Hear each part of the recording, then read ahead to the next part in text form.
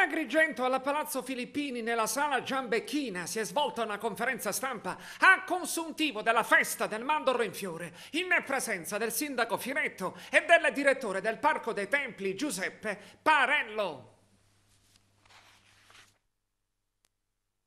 Al netto della tragedia, diciamo, che ci ha colpiti alla fine con la scomparsa dell'assessore, penso che sia stata una manifestazione travolgente che ha coinvolto complessivamente l'intera città con grande partecipazione, grande condivisione e con la collaborazione di tante associazioni, di tante belle realtà e tante energie che nella città esistono e che abbiamo voluto in qualche modo coinvolgere per far sì che fossero conosciute al grande pubblico, che il loro lavoro fosse sotto gli occhi di tutti. Li abbiamo voluto valorizzare perché è una possibilità per, come dice il nostro assessore, di fare grande la Sicilia in Sicilia. Noi siamo nelle condizioni di poter fare il grande, il Mandorlo in Fiore con gli agrigentini. Questo è il grande messaggio. Dopodiché siamo particolarmente orgogliosi dell'esito,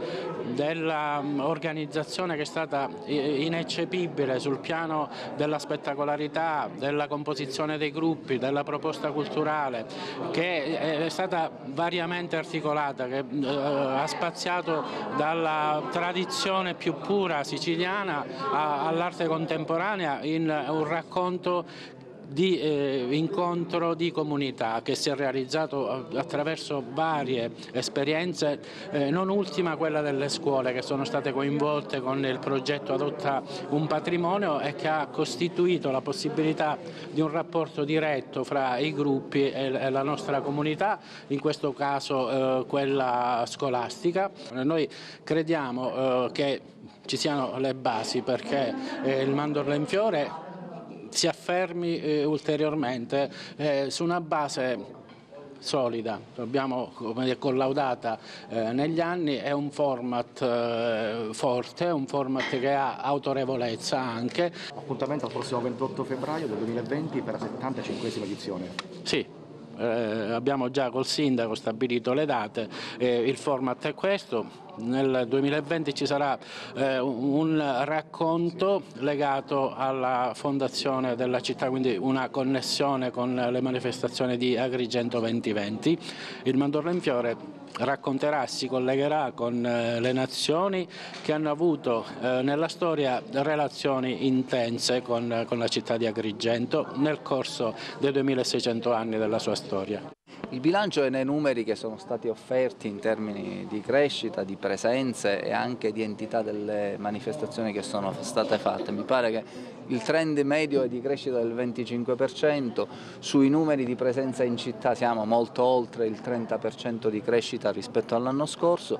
quindi credo che il resoconto sia veramente buono, la linea di direzione assunta in termini di nobilitazione di questa manifestazione e anche di messaggi, vorrei dire, politici che la manifestazione lancia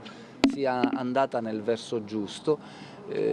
Poi tutte le volte ci sono elementi che vanno ulteriormente perfezionati sul piano dell'organizzazione e della logistica, però finalmente da qualche tempo a questa parte qui un'organizzazione c'è e chi arriva ad Agrigento non parta, diciamo, così lancia e resta, ma sappia di assumere quelle minimali informazioni che abbiamo adeguatamente propagandato molto tempo prima e con le quali bisogna fare inevitabilmente i conti. Noi abbiamo preventivato col piano del traffico la movimentazione di 10.000-12.000 persone, in realtà il trasporto pubblico locale ne ha movimentate 26.000 perché c'è stata, per fortuna devo dire, per certo aspetto, una presenza importante in città oltre ogni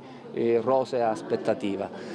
con 27 mezzi messi in movimento. Ed è chiaro che ci possono essere degli elementi di criticità, specie quando chi arriva in città con un pullman, per esempio, i casi che sono grandemente accaduti, pensa di dover arrivare nel centro della città, poi ti fanno scendere e ti dicono che devi andare a pagare un biglietto